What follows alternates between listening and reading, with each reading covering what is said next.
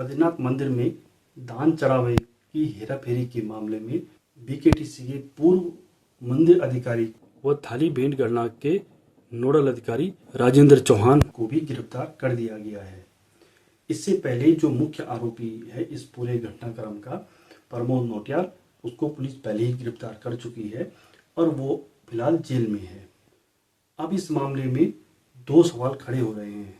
Number एक कि क्या बद्रीनाथ मंदिर में दान चढ़ावे की गिनती में हेराफेरी की घटनाएं पहले से हो रही थी, और दूसरा, इन घटनाओं के पीछे क्या कोई बड़ा नाम, कोई बड़ा चेहरा छिपा हुआ है।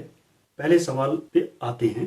पुलिस ने जिन दो लोगों को चढ़ावा चोरी के आरोप में गिरफ्तार किया है, उन दोनों में कुछ समानताएं हैं।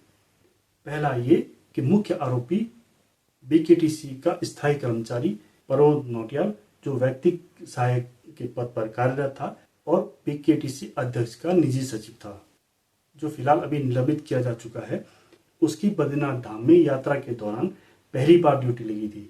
दरअसल यात्रा शुरू होने से पहले बद्रीनाथ और केदारनाथ मंदिर में अलग अलग व्यवस्थाओं के लिए बीकेटीसी अध्यक्ष के अनुमोदन पर कर्मचारियों की तैनाती की गई, जिनको अलग अलग जिम्मेदारियां सौंपी गई।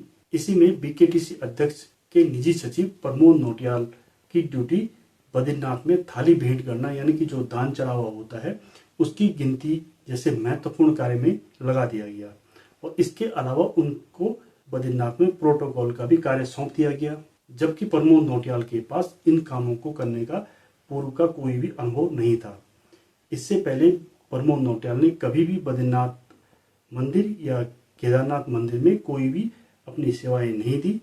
पिछले साल प्रमोद नौटियाल की ड्यूटी बद्रीनाथ में लगाई गई थी, लेकिन वे बद्रीनाथ में नहीं आए और देहरादून के बीकेटीसी कार्यालय में ही कार्य करते रहे। इस बार पहली बार वो बद्रीनाथ में काम करने के लिए आए और पहली बार में ही उन्होंने इस तरह का खेल रच दिया और अब वे जेल के सलाखों के पीछे हैं।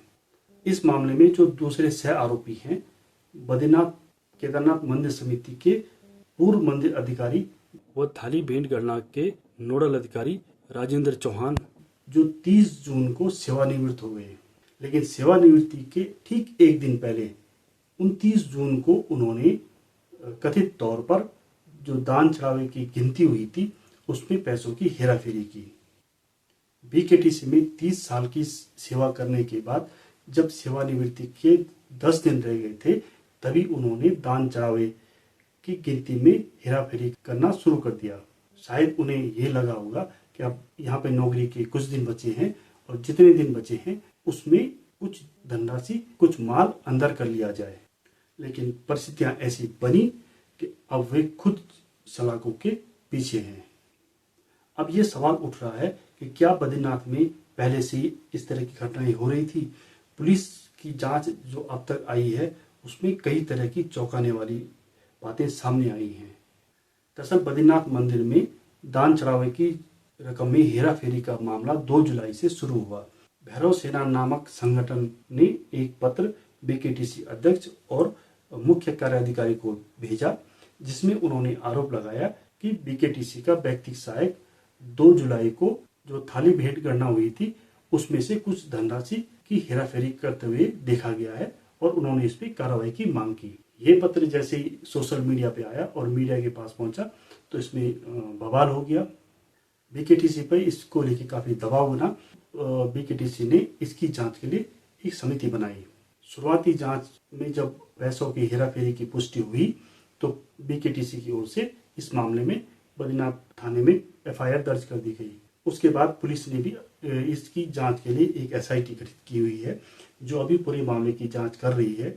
और उधर शासन स्तर से भी गढ़वाल कमिश्नर के नेतृत्व में जांच टीम गठित की गई है, वो भी इस मामले की जांच कर रही है। पुलिस की गठित एसआईटी ने जब इस मामले की जांच शुरू की तो फिर जैसे जैसे जांच आगे बढ़ी, पुलिस के भी आंखें फटी की फटी रह गई। सिर्फ 2 जुलाई ही नहीं बल्कि 29 जून, 25 जून और 22 जून को जो दान गणना हुई थी उन सब में पैसों की हेराफेरी करने की बात सामने आई है।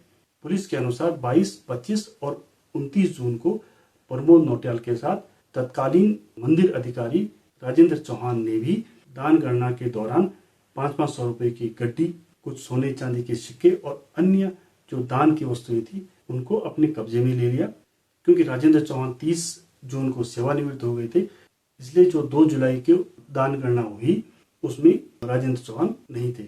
ऐसे में प्रमोद नौटियाल ने अकेले ही 2 जुलाई को कुछ पैसे और अन्य चीजें अपने पास रख ली। ये पुलिस की जांच में अब तक सामने आया है।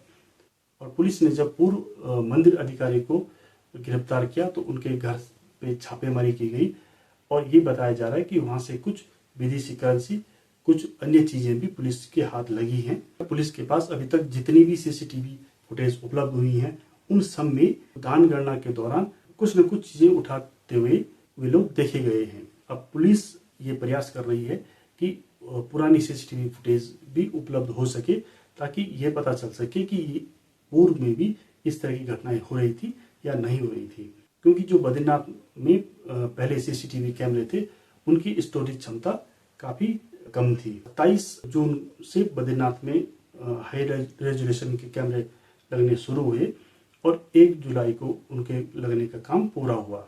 इसलिए पुलिस प्रयास कर रही है कि करीब 1 से 1.5 महीने की फुटेज अगर उनको उपलब्ध हो जाती है तो इससे कई चेहरों से पर्दा उठ सकता है।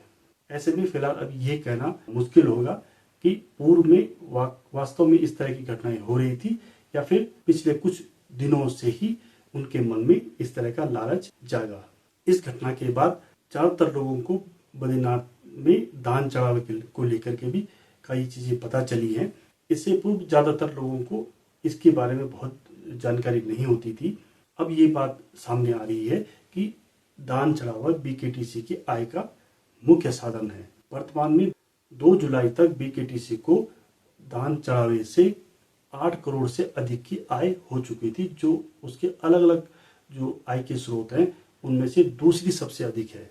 हर दूसरे तीसरे दिन जो बद्रीनाथ मंदिर में करीब 6 दान पात्र रखे गए हैं वो पैसों से भर जाते हैं और उनको फिर खाली करना पड़ता है, उनकी फिर गिनती की जाती है। अब दूसरा सवाल कि क्या इस घटना के पीछे कोई बड़ा नाम है, कोई बड़ा चेहरा छिपा हुआ है जिसकी सह पर ये दोनों बिना किसी भय के ये सब काम कर रहे थे। क्योंकि इसमें कई चीजें सामने आ रही हैं। एक तो जब जो गणना होती है उसमें 5 से 6 कर्मचारियों की नियमित ड्यूटी रहती है और कर्मचारी भी गिनती में शामिल होते हैं। ऐसी स्थिति में अगर 1-2 कर्मचारी कुछ पैसे निकाल रहे हैं तो दूसरे कर्मचारियों की नजर उन पर क्यों नहीं पड़ी? अगर उन कर्मचारियों ने इनको पैसे निकालते हुए देखा तो फिर उनका विरोध क्यों नहीं किया?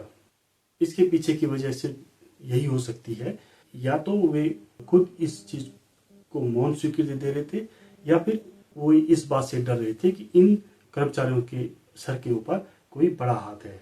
जो सीसीटीवी कैमरे लगे थे उनकी निगरानी करने की भी किसी न किसी की जिम्मेदारी रही होगी। कोई ना कोई उस कंट्रोल रूम में बैठ के काम कर रहा होगा। तो क्या वे उस समय निगरानी नहीं रख रहे थे जब इतना महत्वपूर्ण काम मंदिर में हो रहा था? हर दूसरे दिन लाखों रुपए की गिनती हो रही है तो उसकी मॉनिटरिंग क्यों नहीं की जा रही थी? और अगर मॉनिटरिंग की जा रही थी तो फिर उन्होंने सीसीटीवी में क्या देखा, क्यों नहीं इस चीज का विरोध किया? फिलहाल पुलिस इस मामले की जांच कर रही है। बीकेटीसी की जांच पूरी हो चुकी है और गढ़वाल कमिश्नर के नेतृत्व में गठित टीम भी मामले की जांच में जुटी हुई है। अब देखना ये है कि पुलिस और आईएएस की जो जांच है वो किसी बड़े कॉलर तक पहुंचती है या फिर कर्मचारियों तक ही सीमित रह जाती है। आज के वीडियो में इतना ही। वीडियो को लाइक कीजिएगा, चैनल को सब्सक्राइब जरूर करना। नमस्कार।